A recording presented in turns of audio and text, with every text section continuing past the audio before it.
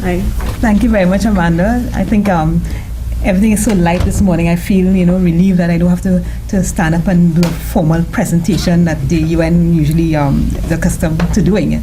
But, I wouldn't be too long. I'm no journalist. That's why you see me armed with so much paper in my hand, but don't be daunted. I probably wouldn't go through all of this. First of all, I want to thank the ACM and Wesley and Amanda and UNIC for inviting me to say a few words on behalf of UNESCO. Now, I'm only here because Dr. Harry Paddy, who is the Communication and Information Advisor at the Kingston Cluster Office for UNESCO, is not able to make it here. In fact, he was in Trinidad twice in the past month, so he's asked me to say a few words. I am the only similarity I guess I have in this forum is that I'm among about 10 or 11 different Caribbean nations, and it's something that we do very often. We bring together groups from the different nations of the Caribbean to discuss several matters. The most recent one was on the memory of the world. I don't know if you've heard of that, but that's what Dr. Paddy was here for recently, and we had about 11 Caribbean islands, so I feel as if it's the same room but a different topic. So, not being a journalist, I have to rely on some notes. If you indulge me, I don't think I'll go through all the notes, but we will get there. I want to recognize also Mr. Richards and Ms. Maharaj, who I've met briefly and had brief discussions with in the past, and I'm very, very happy to see Mr. Williams here, although we haven't really met formally. We have emailed, and I'm saying this because Matt was once a member of our board. Now, the National Commission for UNESCO exists as a state agency for the board, and Matt was one of the members. It kind of waned, Mr. Williams, because we had not much activity with Matt at the time, and therefore, unfortunately, Matt was taken off as a member of the National Commission for UNESCO's board. Maybe someday you'll be back in, but suffice it to say, you all are always in our minds, and we always rely on the Matt to publicize the many activities that we have at the National Commission. Now, the United Nations Educational, Scientific and Cultural Organization is really an intellectual type organization. You don't hear the communications and information in the title, in the acronym, only because that's the way they started, without that part. But the program for communication and information it's very, very alive. It transcends all the other programs of UNESCO, those being education, the sciences, the social and human sciences, and culture. So, why we're focusing on Article 19, I see that the program says UNESCO and Article 19. The global promotion of Article 19. There are some words here that Dr. Paddy has brought through me to say to you all that, would show how UNESCO promotes Article 19. But first, I want to read Article 19 just to jog in my head and our heads what the context. It says here that everyone has the right to freedom of opinion and expression. This right includes freedom to hold opinions without interference and to seek, receive, and impart information and ideas through any media and regardless of frontiers. I will read a few of Dr. Paddy's introductory remarks here. He says that UNESCO's constitution states a commitment to foster the free exchange of ideas and knowledge and the free flow of ideas by word and image. UNESCO promotes freedom of expression and freedom of the press. We know that for sure. That's, has been so for a while. It fosters and highlights the media independence and pluralism as fundamental to the process of democracy by providing advisory services on media legislation and by making governments, parliamentarians, and other decision makers aware of the need to guarantee free expression. UNESCO promotes freedom of expression and freedom of the press as a basic human right, but through lobbying and monitoring activities. Now, he says here that other major UNESCO activities in the field of freedom of expression include the proclamation in 1993 by the United Nations General Assembly of a World Press Freedom Day to be celebrated on May the 3rd every year, the establishment of an advisory group on press freedom, which includes media professionals from all parts of the world, and the establishment of in 1997 of the UNESCO Guillermo Cano World Press Freedom Prize. I think maybe some of you all have subscribed to that in the past.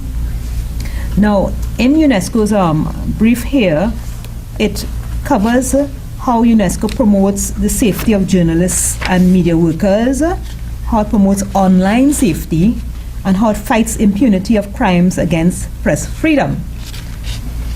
I know we're running out of some time, so I think I would just say a few words under each of these areas. A free, independent, and pluralistic media environment, online and offline, must be one in which journalists, media workers, and social media producers can work safely and independently without the fear of being threatened or even killed. In fact, I read a statistic the other day that said that 121 media workers were killed in 2012. That blew my mind, and I mean, that is amazing. Anyway, it needs to be an environment where attacks, intimidations, harassments, abductions, arbitrary imprisonments, and threats are the exceptions and not the norm. Journalists, as well as citizen journalists, editors, publishers, and online intermediaries alike, should not be subjected to political or financial coercion and manipulation. They should be specially protected from threats to the security of themselves and their families.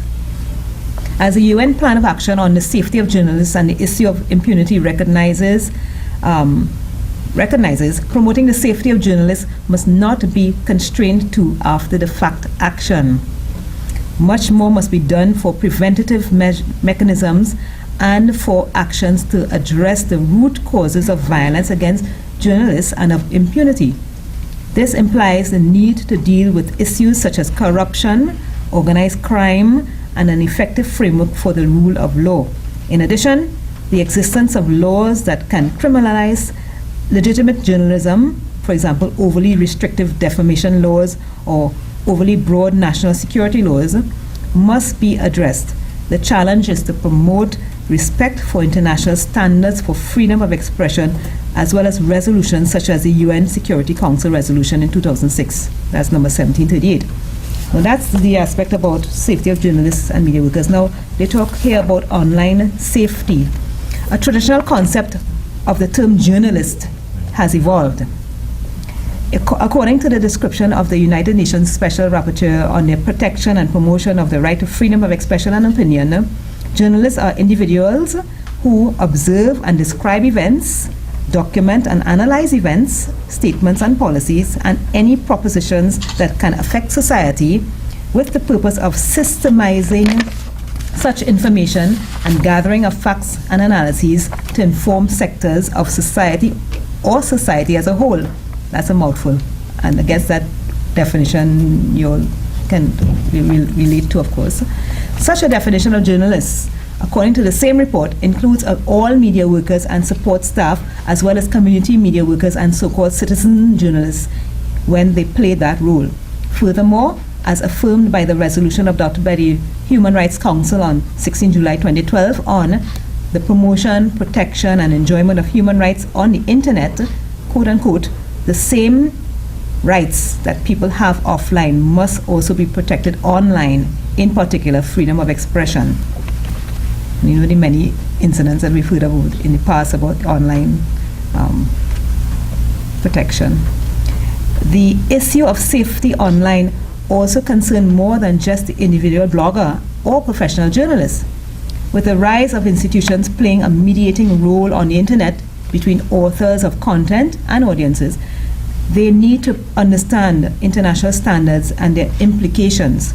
Any limitation to freedom of expression must be imposed as a truly exceptional measure, must be provided by law and in the pursuit of legitimate purpose, and be proven as necessary and the least restrictive means possible. Accordingly, awareness and sharing of best practice is needed to ensure that intermediaries can provide principled responses if they are to protect freedom of expression in the face of mounting pressures to disclose user identities, conduct surveillance operations, or take down content when there is an objection. I think I heard somebody talking about that this morning. So this last area here on fighting impunity of crimes against press freedom, I'll just cover quickly.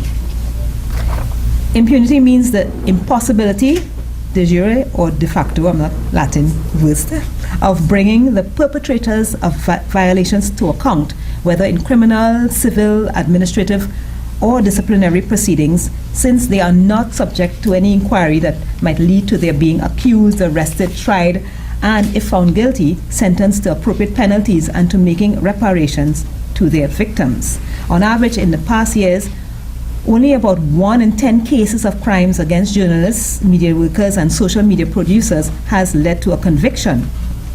This level of impunity is not just bad in principle, but in terms of flouting the rule of law, in terms of which every state has a duty to protect its citizens in general.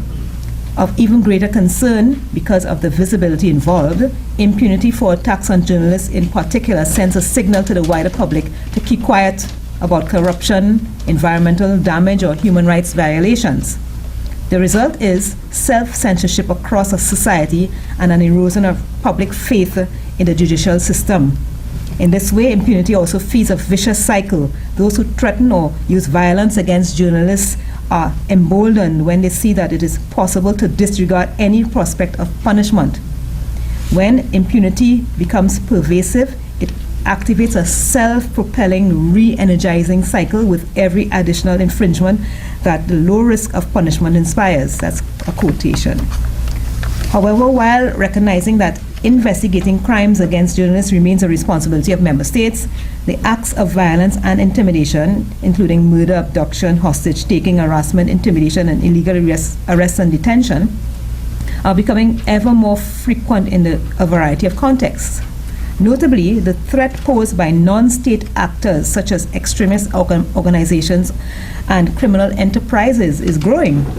This merits a careful, context-sensitive consideration of the different needs of journalists in conflict and non-conflict zones, as well as the different legal instruments available to ensure their protection. It also necessitates an investigation into how the dangers faced by journalists in situations that do not qualify as armed conflicts in the strictest sense, such as sustained confrontation between organized crime groups, may be dealt with.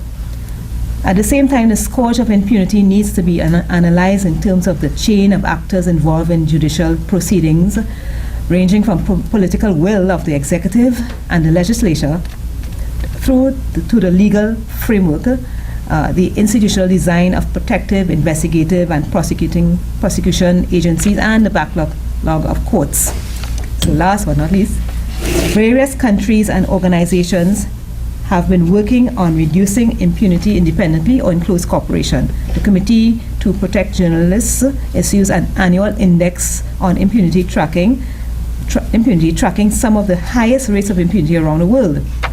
The International Federation of Journalists and the Inter-American Press Association have had regular programs and reports on impunity. So these are some of the words sent to me by UNESCO to share with you, and I'm sure very familiar with, of course. As journalists, you all can relate very well to these issues, freedom of expression, and I think the larger, wider public is becoming more and more sensitized to the plight of journalists around the world. And let's hope in Trinidad and Tobago and the Caribbean, we stand firm and support, of course, through UNESCO and other partners, the thrust of bringing to the fore the need to protect the freedom and the rights of all journalists in the Caribbean. So, ladies and gentlemen, I wish you a very productive symposium. I know it's going to be long because we started a little late this morning, so I congratulate you for coming together in this forum. It's a strong forum, and I wish you all well. I can't stay for the rest of the day, but I wish you well. Thank you.